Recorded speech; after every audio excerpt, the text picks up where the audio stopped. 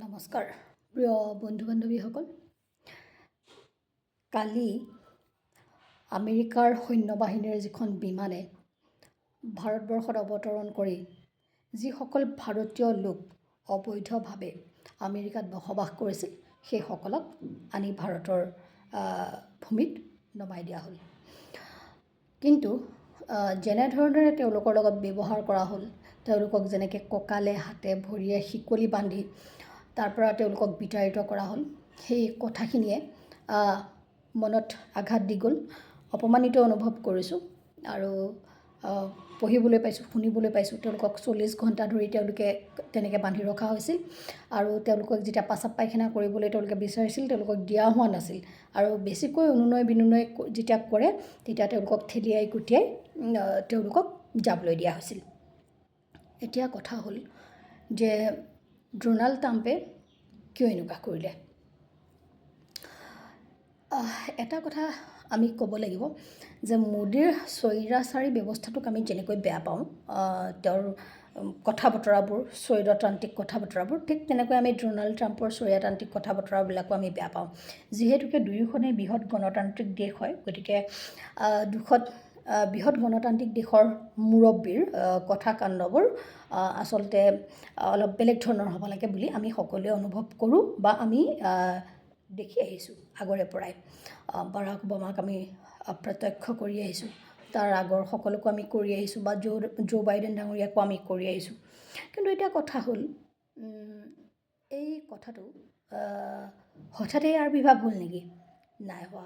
Donald ট্ৰাম্পে নিৰ্বাচনী ভাষণবিলাকতে তেখেতে প্ৰতিশ্ৰুতি প্ৰদান কৰিছিল যে তেখেত যদি জিকে তেতিয়াহ'লে আমেৰিকাত থকা যিমানখিনি ভাৰতীয় বুলিয়ে নহয়, যিমানখিনি অবৈধভাৱে ঘুচপেঠি আছে তাত বসবাস কৰি আছে তেওঁলোকক বিতাড়িত কৰা হ'ব আৰু তেওঁৰ সেই প্ৰতিশ্ৰুতি অনুসৰিয়ে তেওঁ পদক্ষেপ গ্ৰহণ কৰিছে।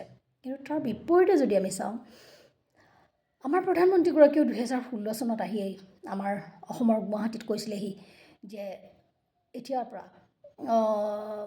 বাংলাদেশী বা বিদেশীয়ে তালি টোপোলা বান্ধি যাবগৈ লাগিব, ইয়াত আৰু কোনো থাকিব নোৱাৰে। কিন্তু পঠিয়ালে নে? নপঠিয়ালে।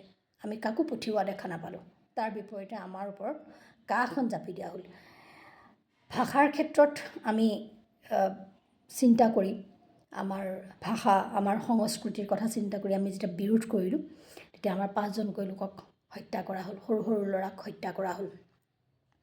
আৰু এতিয়াও বহু বিদেশীক আচলতে পুহি ৰাখিছে অসমত বিজেপি চৰকাৰ, কেন্দ্ৰত বিজেপি চৰকাৰ। সিদিনাখনি ফটকাৰ লগাবলগীয়া হৈছে ন্যায়ালয়ে যে তেওঁলোকে কিবা মুহূৰ্তত পাতি পেলাই নি এই বিদেশীসকলক পঠিয়াব নেকি। আমিও দেখিছোঁ বহু সময়ত কেনেকৈ জেলৰ ভিতৰত তেওঁলোকে বিদেশীসকলক ৰাখে। সেয়া বাংলাদেশীয়েই হওক বা বাৰ্মাৰ ৰোহিংগীয়াসকলকেই হওক আৰু ভাৰতৰ যিখিনি সন্দেহযুক্ত নাগৰিক আছে তেওঁলোকৰ মাজত আকৌ বাকী দুটা ভাগক লৈ বা বিদেশী যিমানবিলাক নাগৰিক আৰু আমাৰ ভাৰতৰ যিমানখিনি সন্দেহযুক্ত নাগৰিক তেওঁলোকৰ মাজত আকৌ মানে বৈষম্যমূলক আচৰণ কৰা হয় জেলৰ ভিতৰত। মই নিজে দেখি আহিছোঁ। কথাটো হ'ল কি, মানৱ অধিকাৰ আয়োগৰ ৰাষ্ট্ৰীয় মানৱ অধিকাৰ আয়োগৰ মানে তত্ত্বাৱধানত বিদেশী নাগৰিকসকল থাকে, গতিকে তেওঁলোকক যথেষ্ট সা সুবিধা তেওঁলোকক প্ৰদান কৰা হয়। কিন্তু তাৰ তুলনাত যিখিনি ভাৰতৰ সন্দেহযুক্ত নাগৰিক আছে সেইসকলক কিন্তু কম সা সুবিধা দিয়া হয়, যাৰ কাৰণে নেকি আমি এবাৰ তাত সেইসকলৰ হতুৱাই আমি মানে তেওঁলোকক প্ৰতিবাদ কৰাও আমি দেখা পাইছিলোঁ। কথা বহুত ডাঙৰ আছে, সকলো কথা ক'ব পৰা নাযায়। কিন্তু কথা হ'ল কি, আমাৰজনে কেৱল খালি মুখত কথা কয়, কৰ্মত কিন্তু একো কৰি দেখাব নোৱাৰে। তাতোতকৈ তাৎপৰ্যপূৰ্ণ এটা কথা হ'ল যে এই চৰকাৰখনে সততে চিঞৰি থাকে এয়া অমৃতকাল, এয়া অমৃতকাল, অমৃতকাল। যদি প্ৰকৃতাৰ্থত অমৃতকাল হয়, এই অমৃতকালত তেতিয়াহ'লে ভাৰতৰ নাগৰিকে কেলৈ হুৰাহুৰে গৈ পেলাই বেলেগ দেশত অবৈধভাৱে প্ৰৱেশ কৰিবলগীয়া হৈছে। আৰু যিসকলে প্ৰৱেশ কৰিছে সেইসকলৰ ভিতৰত বেছিকৈ কিন্তু গুজৰাটৰে আছে। গুজৰাট, হাৰিয়ানা, উত্তৰ ভাৰতীয় লোক যথেষ্ট আছে তাতে। আজি গুজৰাটত 20-25 বছৰৰ পৰা ধৰি বিজেপিয়ে শাসন কৰি আছে। তেনেস্থলত গুজৰাটীৰ লোকসকলে কিহৰ কাৰণে আমেৰিকাত গৈ মানে এনেদৰে অপদস্থ হ'বলগীয়া হ'ল, এইটো এটা ডাঙৰ প্ৰশ্ন।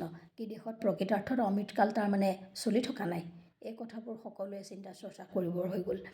আমাৰ কেৱল খালি মুখত ডাঙৰ ডাঙৰ কথা কয় আৰু নিজৰ দেশখনৰ ভিতৰতেই কুচক্ৰান্ত কৰি তেওঁলোকে জিকি ক্ষমতা ল'বলৈ বিচাৰিছে। কিন্তু আনফালে বিদেশী ৰাষ্ট্ৰবিলাকৰ লগত আমাৰ সম্পৰ্ক একেবাৰে বেয়া হৈ আহিছে আৰু বৈদেশিক কূটনীতিত আমি যে বিফল সেই কথা কিন্তু আমি এই ঘটনা পৰিঘটনাবিলাকৰ পৰা গম পাওঁ।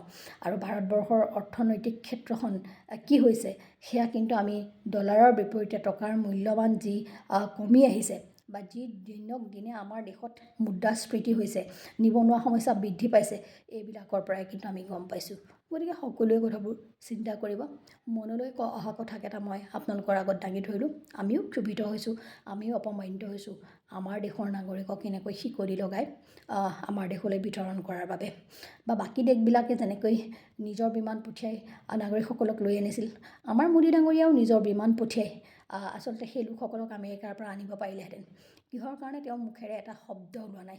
কংগ্ৰেছৰ বিষয়ে ইমান বেয়াকৈ ক'ব পাৰে, ছোনিয়া গান্ধীক জাৰ্চি গাই ক'ব পাৰে, কংগ্ৰেছৰ বিধৱা বুলি ক'ব পাৰে, 30 লাখ টকীয়া গাৰ্লফ্ৰেণ্ড বুলি শশী থাৰুৰৰ মিছেছক তেওঁ অপমান কৰাব পাৰে।